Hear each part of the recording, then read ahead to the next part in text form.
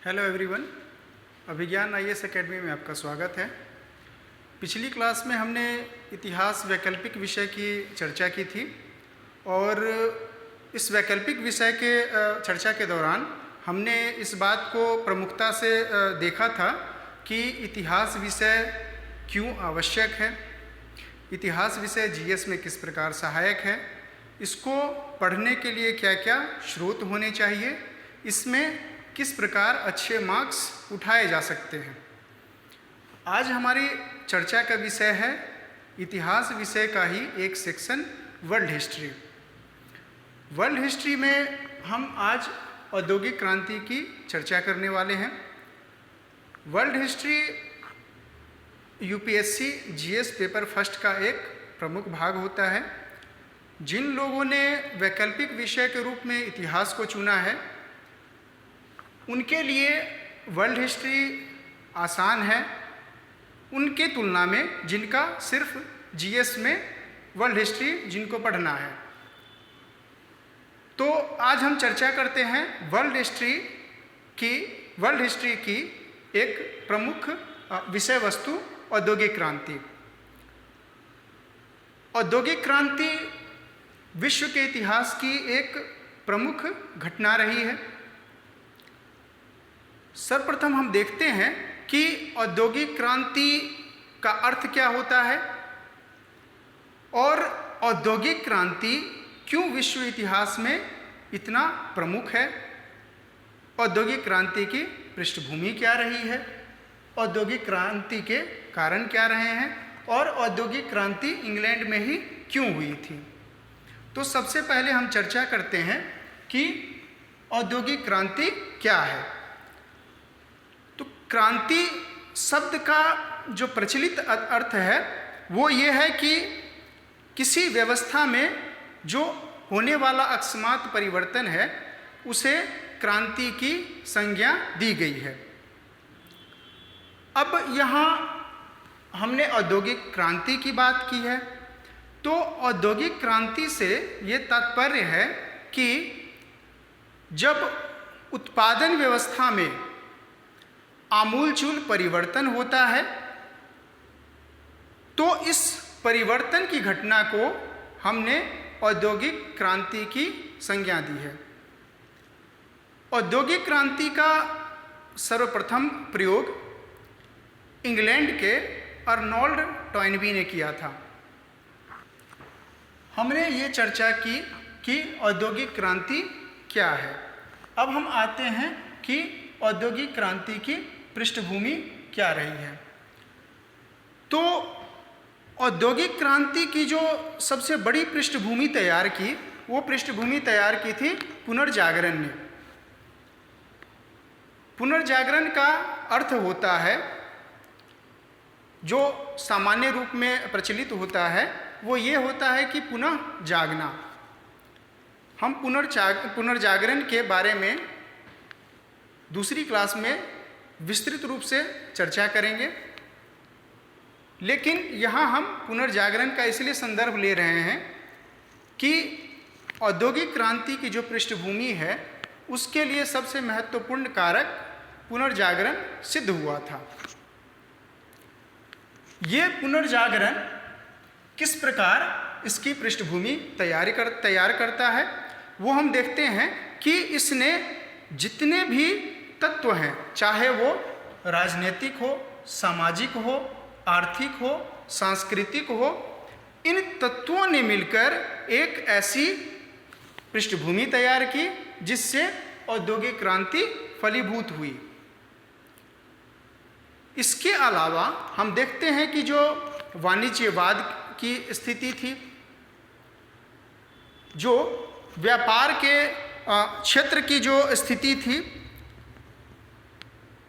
उसमें परिवर्तन, जो भूमध्य सागर से शिफ्ट होकर अटलांटिक महासागर में की तरफ आ गया था, इन परिस्थितियों ने एक औद्योगिक क्रांति की पृष्ठभूमि तैयार की। इनके अलावा हम देखते हैं कि जो धर्म सुधार आंदोलन थे, धर्म सुधार आंदोलन की भूमिका भी इसमें महत्वपूर्ण रही है।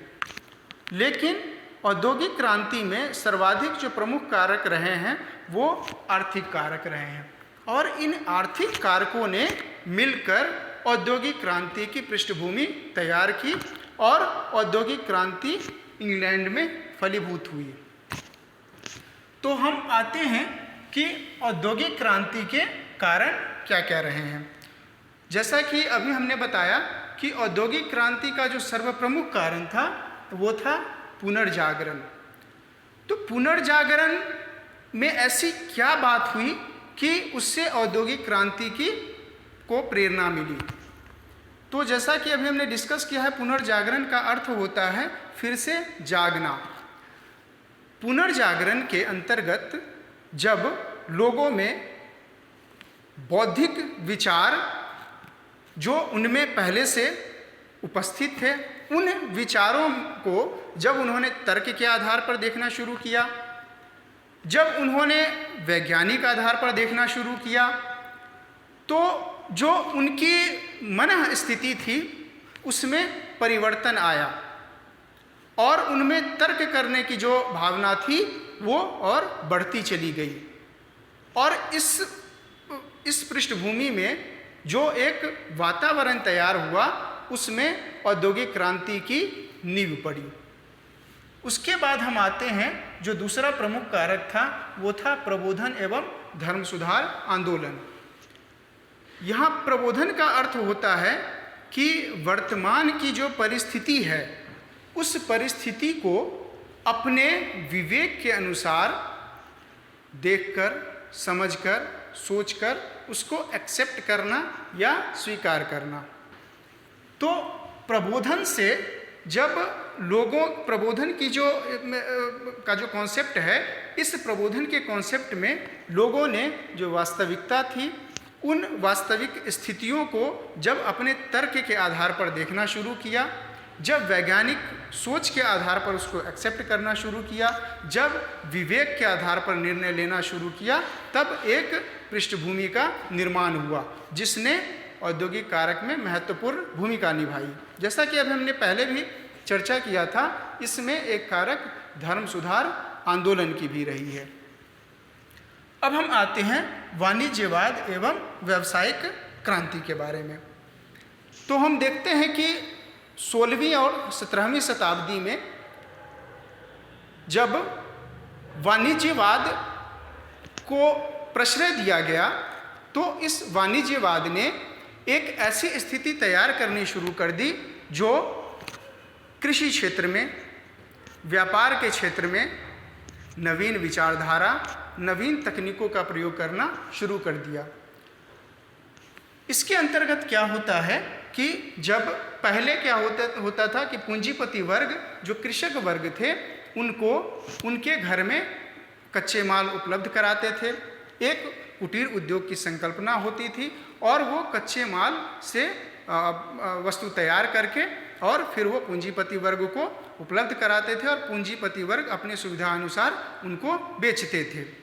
लेकिन अब क्या हो गया कि जब लोगों में वैज्ञानिक सोच आई, जब पुनर्जागरण के दौरान तकनीकों का विकास होने लग गया, तब क्या हुआ कि इन तकनीकों के विकास से कृषि क्षेत्र में, वाणिज्य के क्षेत्र में परिवर्तन होने लग गए और इन परिवर्तनों ने औद्योगिक क्रांति की एक पृष्ठभूमि तैयार की।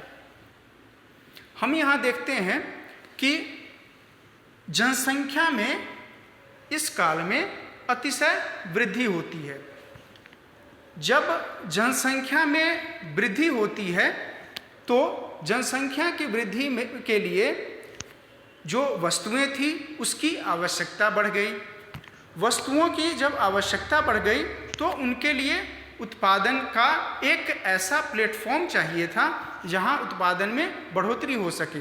चूँकि जनसंख्या अधिक थी, अतः इस जनसंख्या की जो डिमांड थी उस डिमांड को पूरा करने के लिए उत्पादन में बढ़ोतरी आवश्यक थी। और इस उत्पादन की बढ़ोतरी के लिए जो है वो नवीन तकनीकों का प्रयोग किया गया। इन नवीन तकनीकों के प्रयोग से जो उत्पादन की व्यवस्था थी उसमें अतिशय वृद्धि हुई। जब वृद्धि हुई तो इस पूरी व्यवस्था ने एक औद्योगिक क्रांति का रूप ले लिया। अब हम आते हैं कारखाना पद्धति का विकास। जैसा कि हमने पहले देखा है कि पहले क्या होता था कि इस क्षेत्र में जो इंग्लैंड का क्षेत्र है वहाँ पर कुटीर उद्योग की संख्या ज़्यादा थी। लोगों को घर में कच्चे माल उपलब्ध थे और उनसे वस्तुओं का निर्माण करते थे। लेकिन जब उत्पादन की आवश्यकता बढ़ गई, जब वस्तुओं की आवश्यकता बढ़ गई, तब ऐसी स्थिति में उन्होंने नवीन तकनीकों का प्रयोग करना शुरू किया और इतनी उत्पादन की आवश्यकता कुटीर उद्योगों के माध्यम से संभव नहीं होनी थी। अतः एक कारखाना व्यवस्था का उद्भव हुआ और इस कारखाना पद्धति ने औद्योगिक क्रांति में महत्वपूर्ण भूमिका निभाई। उसके बाद हम देखते हैं कि औद्योगिक क्रांति में फ्रांसीसी क्रांति की भी एक महत्वपूर्ण भूमिका रही। जो फ्रांसीसी क्रांति के दौरान जो विकास हुए, जो तकनीकी विकास हुए, इन विकास ने भी इंग्लैंड में अपनी विचारधारा को पहुंचाया और इस विचारधारा ने औद्योगिक क्रांति की पृष्ठभूमि तैयार की। अब सबसे महत्वपूर्ण जो प्रश्न उठता है कि ये औद्योगिक क्रांति यूरोप के अन्य देशों में क्यों नहीं हुई। ये बहुत महत्वपूर्ण प्रश्न होता है क्योंकि यूरोप के अन्य देश भी उस टाइम डोमिनेंट थे, लेकिन उन देशों में क्यों नहीं हुई। तो हम देखते हैं कि इंग्लैंड की स्थिति कुछ ऐसी थी जिसने ऐसा वातावरण तैयार किया जो औद्योगिक क्रांति को फलीभूत किया। अब हम उन सभी कारणों को अलग अलग रूप में देखते हैं कि ये औद्योगिक क्रांति इंग्लैंड में ही क्यों फलीभूत हुई। इसमें जो सबसे पहला कारण था वो था प्राकृतिक कारण, उसके बाद था राजनीतिक कारण, फिर था सामाजिक कारण, फिर था आर्थिक कारण, फिर था वैज्ञानिक प्रगति और वैचारिक कारण। इन सभी जो कारक रहे हैं उसको अलग अलग क्षेत्रों में बांट करके हमने देखा है। अब इन कारकों को डिटेल्स में देखते हैं। सबसे पहले हम डिस्कस करते हैं प्राकृतिक कारणों को। तो हम देखते हैं कि इंग्लैंड की भौगोलिक स्थिति ऐसी थी जिसने वहाँ औद्योगिक क्रांति की पृष्ठभूमि का निर्माण किया। अब हम देखते हैं कि भौगोलिक स्थिति कैसी थी। तो इंग्लैंड की जो स्थिति थी वहाँ उसकी जो इंग्लैंड की अवस्थिति में ऐसे जो उसके भूमि क्षेत्र थे जहाँ बंदरगाहों का निर्माण आसानी से संभव था। इन बंदरगाहों के निर्माण से क्या हुआ कि जो व्यापार व्यवस्था थी वो सुचारू रूप से चलने लगी।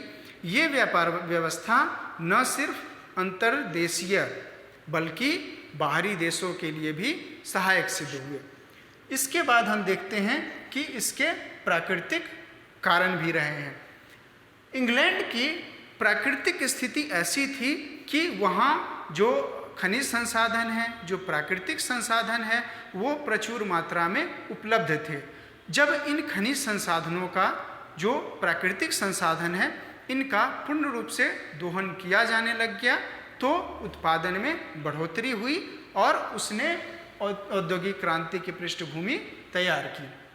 उसके बाद हम देखते हैं कि ये जो खनिज संसाधन है, जो इंग्लैंड का उत्तर पश्चिमी क्षेत्र है, उस क्षेत्र में जो लोहे हैं, इसके अलावा कोयला है, इनकी जो है बहुतायत मात्रा में उपलब्धता थी।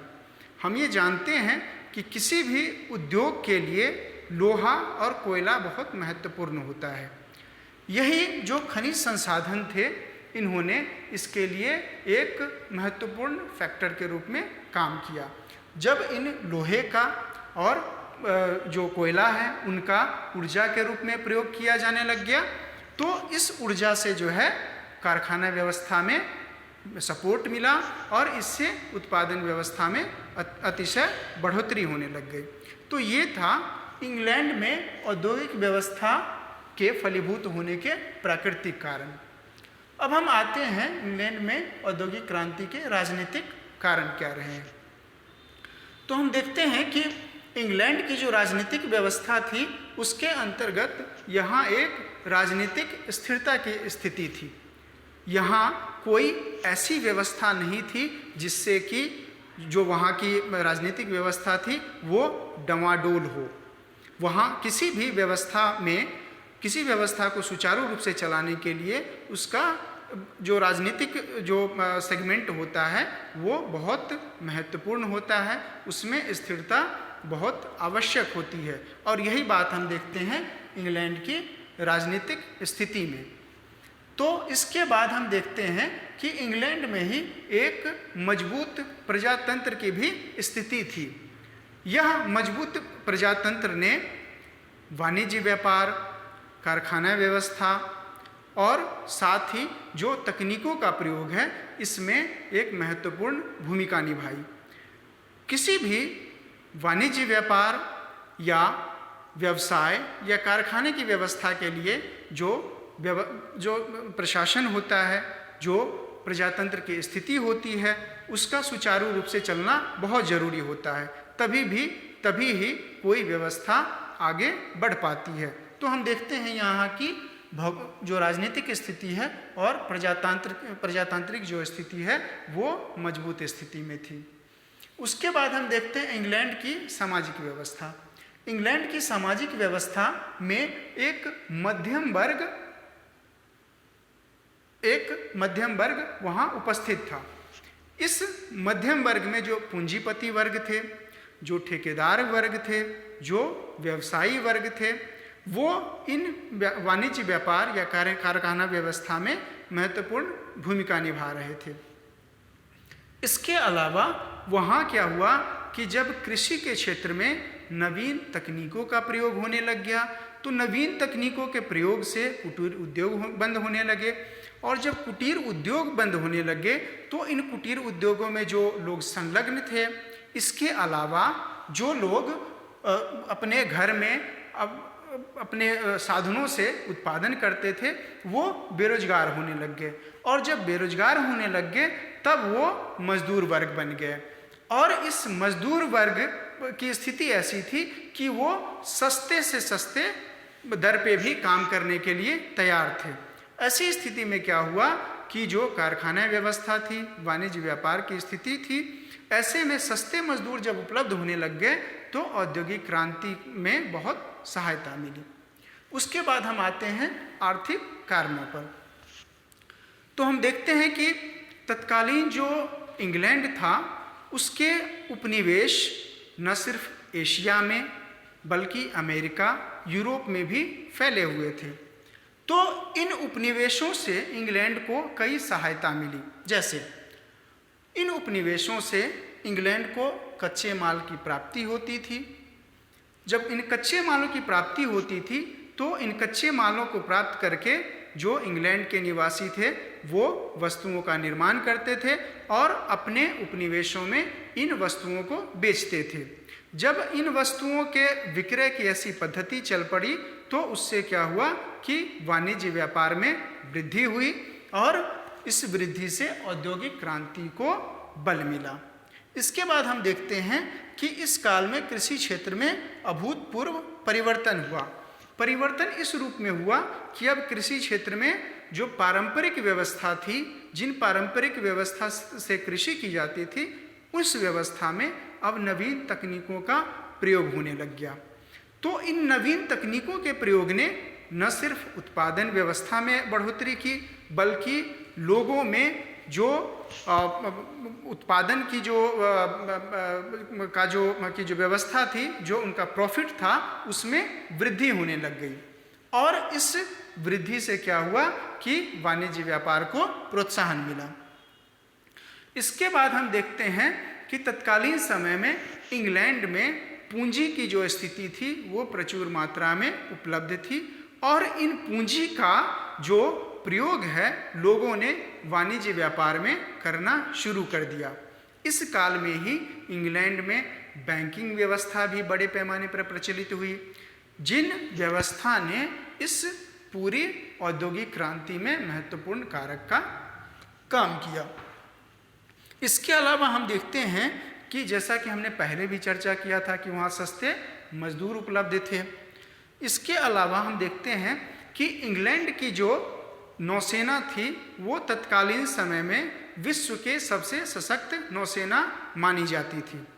इस नौसेना के रहते हुए इंग्लैंड को न सिर्फ दूसरे देशों के भय का जो है वो का कोई भय नहीं था, साथ ही इस सुदृढ़ नौसेना से उनको व्यापार वाणिज्य में किसी बाहरी आक्रमणकारियों का भी कोई खतरा नहीं रहता था और उनके जो माल का आवागमन है वो सुचारू रूप से चलता रहता था।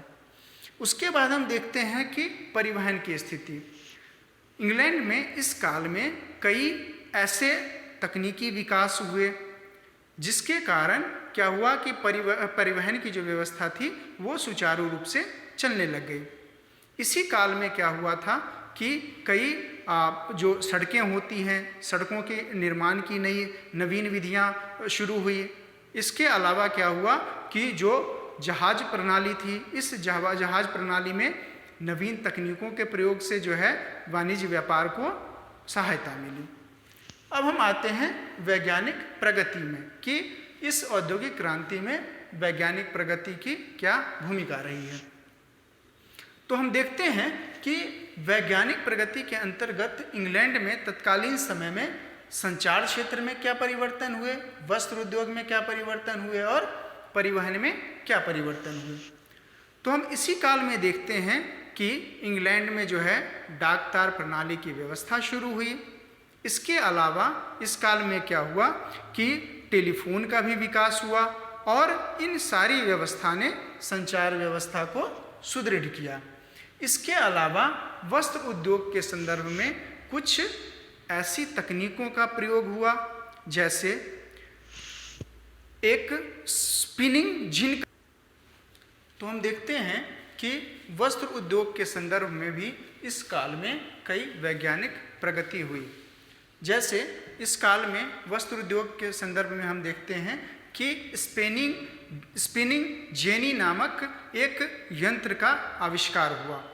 इस यंत्र से क्या हुआ कि सूतों को काटना बहुत आसान हो गया और इससे वस्त्र उद्योग जो था उसको काफ़ी सपोर्ट मिला।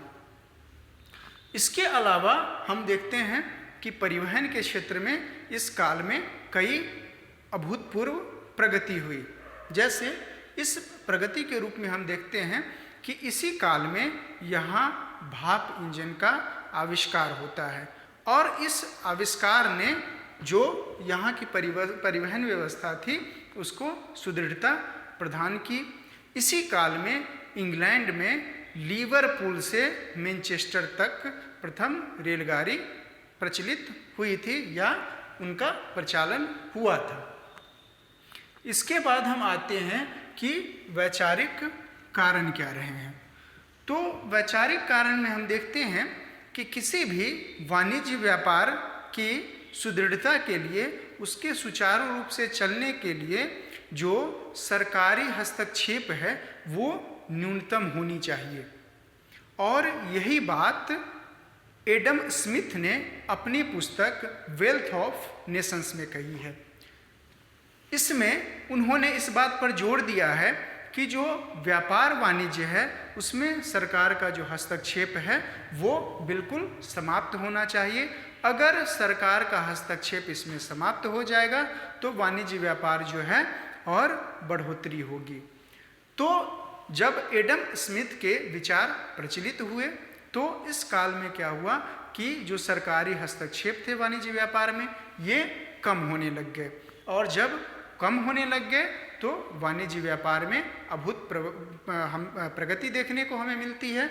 और इस वाणिज्य व्यापार की जो प्रगति थी इसने इस व्यवस्था को एक सुदृढ़ आधार प्रदान किया और औद्योगिक क्रांति जो है इंग्लैंड में फलीभूत हुई।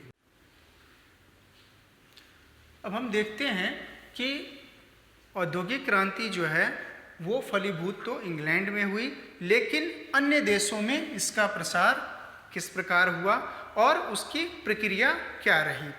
तो सबसे पहले हम बात करते हैं जापान की।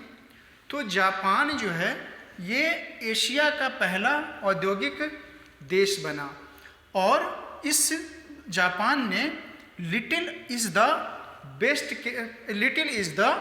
बेस्ट के कॉन्सेप्ट को आधार बनाया और अपनी तकनीकी विकास, अपने वाणिज्य व्यापार के प्रसार और अपनी जो कृषि व्यवस्था में आमूलचूल परिवर्तन थे, इन परिवर्तनों से वहाँ औद्योगिकरण को बढ़ावा मिला। इसके बाद हम देखते हैं रूस की स्थिति। तो रूस में क्या था कि पूंजी की कमी थी। हालांकि प्राकृतिक संसाधन रूस में प्रचुर मात्रा में उपलब्ध थे, लेकिन वहाँ पूंजी की कमी, पूंजी की अनुपलब्धता के कारण वहाँ जो है औद्योगिक क्रांति को प्रसार कम मिल पाया। इसके अलावा वहाँ दासता और निःशुल्क श्रम की जो व्यवस्था थी, ये भी इसके प्रक्रिया में धीमे होने का एक प्रमुख कारण था। रूस में जो औद्योगिकरण की जो स्थिति थी, उसमें बढ़ोतरी हुई 1917 की क्रांति के बाद और ये लगातार बढ़ती गई। उसके बाद अगर हम बात करें जर्मनी की, तो जर्मनी में जब 1871 ईस्वी में इसका एकीकरण हुआ, तो एकीकरण के पश्चात जो है औद्योगिकरण को बढ़ावा मिला। इसके पीछे एक बहुत महत्वपूर्ण घटना घटी थी 1818 ईस्वी में, जब शोल्वरीन नाम का जर्मनी में एक चुंगी संघ स्थापित किया गया था और इस चुंगी संघ ने वहाँ एक एकीकरण की दिशा में महत्वपूर्ण भूमिका निभाई थी और इस भूमिका ने न सिर्फ एकीकरण को एक दिशा प्रदान की, बल्कि जो औद्योगिक क्रांति थी, जो औद्योगिकरण था, उसमें भी इसने सपोर्ट किया। उसके बाद अगर हम बात करें तत्कालीन अमेरिका की, तो अमेरिका में क्या था कि गृह युद्ध की स्थिति थी। इस गृह युद्ध के कारण जो औद्योगिकीकरण है, उसमें जो वृद्धि की जो स्थिति थी, वो बहुत धीमी स्तर पर थी। अमेरिका में क्या हुआ कि जब गृह युद्ध की समाप्ति हुई, तो उसके बाद जो है अमेरिका एक राष्ट्र के रूप में स्थापित हुआ। अमेरिका में उत्तर और दक्षिणी क्षेत्रों में भी असमानता थी, जो दास व्यवस्था प्रचलित होने के कारण भी वहाँ एक असमानता की स्थिति विद्यमान थी। और जब इस असमानता की समाप्ति हुई, तब जाकर अमेरिका में औद्योगिकीकरण को बढ़ावा मिला और वो अपने पथ पर। अब हम चर्चा करते हैं कि औद्योगिक क्रांति के परिणाम क्या रहे। यह परिणाम न सिर्फ इंग्लैंड में बल्कि अन्य देशों में भी देखने को मिले। तो इन परिणामों को हम अलग अलग क्षेत्रों में बांटकर इसका विश्लेषण करते हैं। पहला है आर्थिक परिणाम, दूसरा है सामाजिक परिणाम, तीसरा है राजनीतिक परिणाम और चौथा है वैचारिक परिणाम एवं अन्य। तो हम सबसे पहले आर्थिक परिणामों में देखते हैं कि यहाँ औद्योगिकरण के फलस्वरूप उत्पादन में अत्यधिक वृद्धि हुई। इसके अलावा मुक्त व्यापार की जो संकल्पना है वो यहाँ स्थापित हुई। मुक्त व्यापार की संकल्पना की बात एडम स्मिथ ने अपनी पुस्तक वेल्थ ऑफ नेशंस में की थी और ये विचार इस काल में बहुत प्रचलित हुए और ये औद्योगिकरण को बढ़ावा देने में सहायक सिद्ध हुए। इसके अलावा हम देखते हैं कि जब कृषि के क्षेत्र में नवीन तकनीकों का प्रयोग होने लग गया, जब कुटीर उद्योग बंद होने लग गए, तो लोगों का ग्रामीण क्षेत्रों से शहरी क्षेत्रों में पलायन होने लग गया और इस पलायन ने नगरीकरण की जो व्यवस्था थी उसमें वृद्धि कर दी। तो हम देखते हैं कि आर्थिक कारणों में कि नगरीकरण को जो है औद्योगिकरण के कारण बढ़ावा मिला।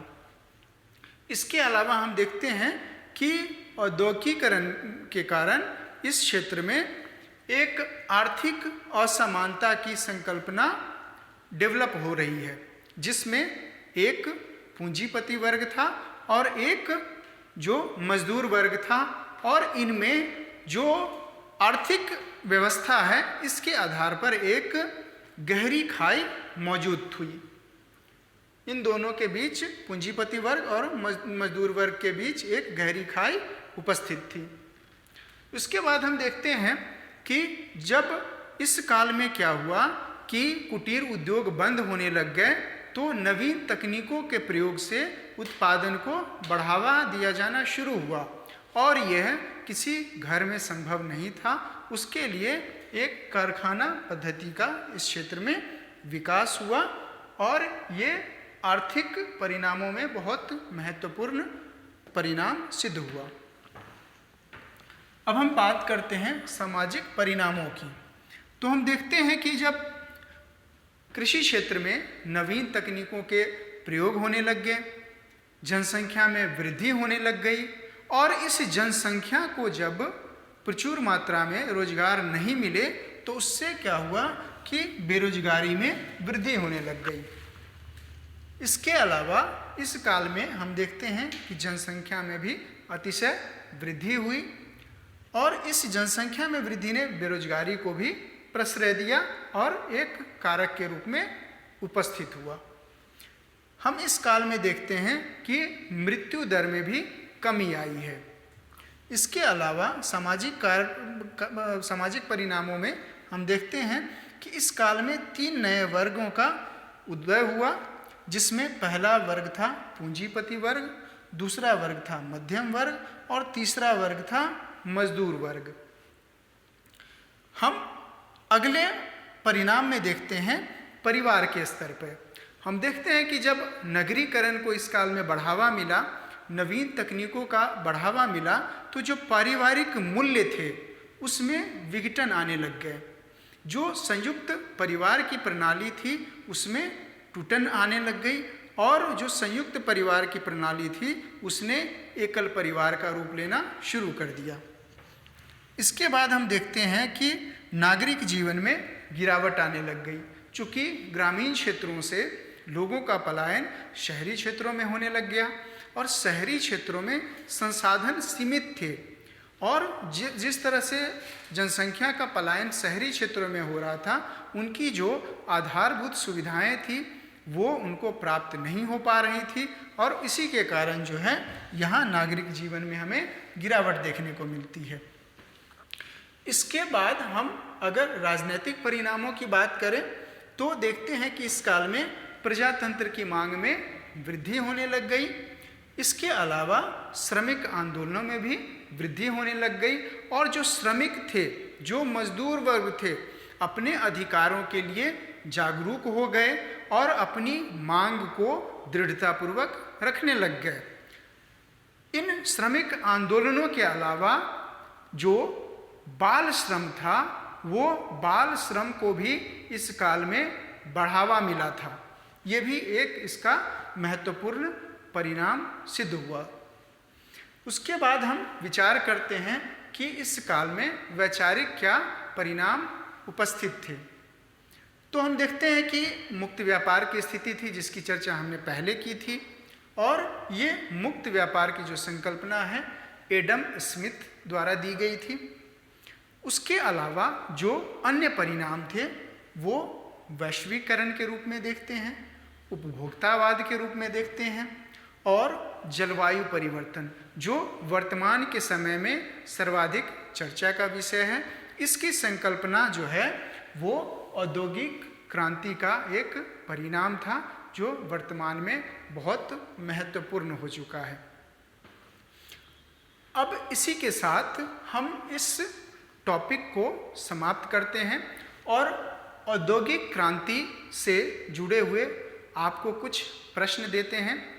आशा करते हैं कि आपने जितना आज पढ़ा है, इस अध्ययन को अपने जो उत्तर लेखन है उसमें आप प्रयोग करेंगे, और एक अच्छा उत्तर लेखन करके आप प्रस्तुत करेंगे। तो अब मैं आप लोगों को कुछ प्रश्न देने जा रहा हूँ। हमने औद्योगिक क्रांति का चैप्टर कंप्लीट कर लिया है, और इस औद्योगिक क्रांति से संबंधित मैं 2 प्रश्न आप लोगों को दे रहा हूँ। आशा है आप लोग इसको लिखकर दिखाएंगे। इसमें पहला प्रश्न है कि इंग्लैंड में पहली बार औद्योगिक क्रांति क्यों हुई? औद्योगिकरण के दौरान वहाँ के लोगों के जीवन की गुणवत्ता पर चर्चा करें। वर्तमान भारत में इसकी तुलना किस प्रकार की जाती है? इसका उत्तर आपको 250 शब्दों में लिखकर देना है। इससे संबंधित दूसरा प्रश्न है, औद्योगिक क्रांति के दौरान विभिन्न सामाजिक आर्थिक परिवर्तनों की व्याख्या करें। इसका भी उत्तर 250 शब्दों में आपको लिखकर प्रस्तुत करना है। तो इन्हीं प्रश्नों के साथ आज की क्लास समाप्त करते हैं। हमारी जो अगली क्लास होगी वो विश्व इतिहास के बहुत ही महत्वपूर्ण टॉपिक पुनर्जागरण से होगी, और पुनर्जागरण की क्लास में पुनर्जागरण की हम वृहत रूप में चर्चा करेंगे। Thank you.